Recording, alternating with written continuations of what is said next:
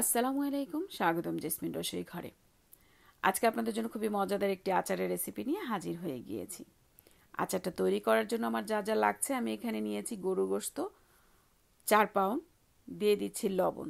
লবণ সবসময় স্বাদ মতো যায় প্রত্যেকটা রান্নাতেই।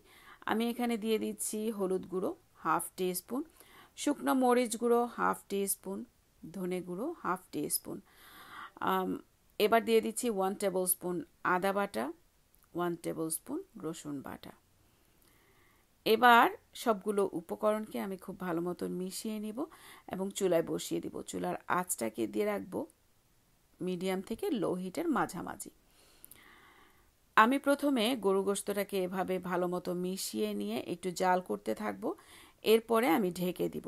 গরু গোশত থেকে বের হয়ে আসা পানিটাকেই আমি প্রথমে জাল করে শুকিয়ে নিব।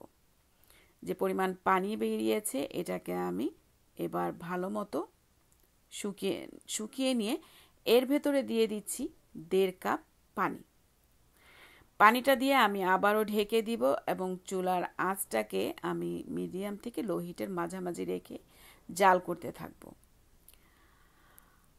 গরু গোশতটা সেদ্ধ হয়ে যাওয়া পর্যন্ত আমি জাল করব এবং এরপরে পানিটাকে খুব ভালো মতো শুকিয়ে নিব।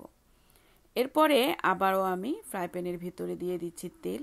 আমি এখানে টোটাল 1 কাপ তেল ব্যবহার করেছি। প্রথমে দিয়ে দিয়েছি 1.25 কাপ, পরবর্তীতে আমি আবারও তেল ব্যবহার করব। এবার দিয়েছি 1 টিস্পুন পাঁচফোড়ন।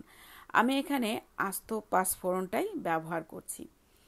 পাঁচফোড়নটা যখন একটু ভালো মতো গরম হয়ে ফুটে আসবে, তখনই আমি এর ভেতরে দিয়ে দিব একে একে বাকি সব উপকরণগুলো। আমি এখানে দিয়ে দিচ্ছি শুকনো মরিচ। শুকনো মরিচ আমি এখানে ব্যবহার করেছি 6টি। শুকনো মরিচটা হালকা একটু নেড়ে নিয়ে এরপরে আমি এর ভেতরে দিয়ে দিচ্ছি 2 টেবিল স্পুন রসুন কুচি। রসুনটাকে আমি একটু মোটা মোটা করেই কেটে নিয়েছি। এরপরে আমি এর ভেতরে জাল করে রাখা গরুর গোশতটাকে দিয়ে দিয়েছি। গরু গোশতটাকে একটু ভালো মতো আমি তেলের সাথে মিশিয়ে নিয়ে ভাজতে থাকবো। এরপরে একে একে উপকরণগুলো আমি এখানে ব্যবহার করব। এখানে আমি আরও 1/4 কাপ সরিষা তেল দিয়ে দিয়েছি। এবার কন্টিনিউ নাড়তে থাকবো এবং চুলার আঁচটাকে লো হিটে রেখেই আমি গরু গোশতটাকে জাল করতে থাকবো।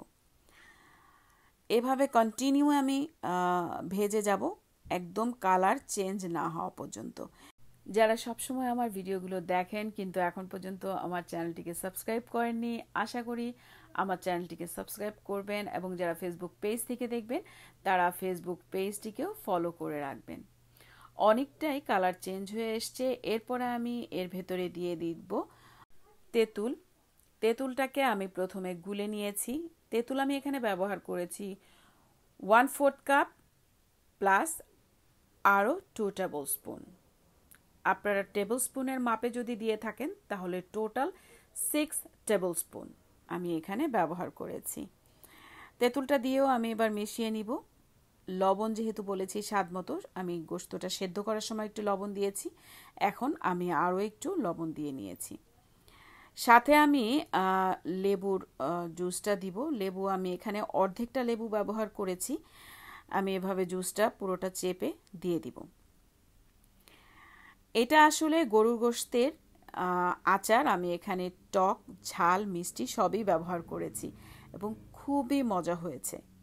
এই রেসিপিটা আপনারা ঘরে তৈরি করে বেশ অনেক দিন পর্যন্ত বাইরে রেখে খেতে পারবেন।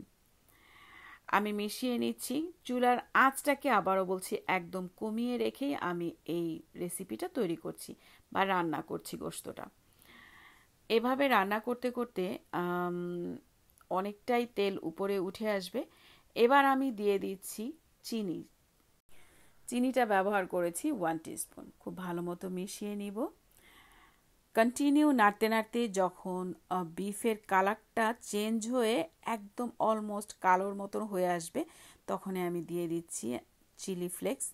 চিলি ফ্লেক্সও ব্যবহার করেছি আমি 1 টিস্পুন। চিলি ফ্লেক্সটা দিয়ে আমি মিশিয়ে নিয়েছি। এখানে আমার আগে বলেছি 4 পাউন্ড গোশত ছিল। 4 পাউন্ডের মধ্যে টোটাল আমি এখানে 1 কাপ তেল ব্যবহার করেছি। আপনারা চাইলে আরও বেশি তেল ব্যবহার করতে পারেন, তবে আমি এভাবেই শুকিয়ে নিয়েছি এবং কালারটা ঠিক এ অবস্থায় আসার পরই আমি আচারটাকে নামিয়ে নিয়েছি। আশা করি রেসিপিটি আপনাদের ভালো লেগেছে। আপনারা চাইলে এই আচারটিকে বয়মে ভরে আবারও একটু সরিষা তেল গরম করে নিয়ে উপরে দিয়ে দিতে পারেন এবং রাখতে পারেন অনেক দিন পর্যন্ত। এভাবে রাখলে অনেক দিন পর্যন্তই সংরক্ষণ করা যায়। আশা করি রেসিপিটি আপনাদের ভালো লেগেছে। যদি ভালো লেগে থাকে তাহলে অবশ্যই লাইক করবেন, শেয়ার করে দিবেন ফ্রেন্ডস অ্যান্ড ফ্যামিলির কাছে, সাবস্ক্রাইব করে রাখবেন আমার চ্যানেলটিকে। আর যারা ফেসবুক পেজ থেকে দেখবেন তারা ফেসবুক পেজটিকেও ফলো করে রাখবেন। আল্লাহ হাফেজ।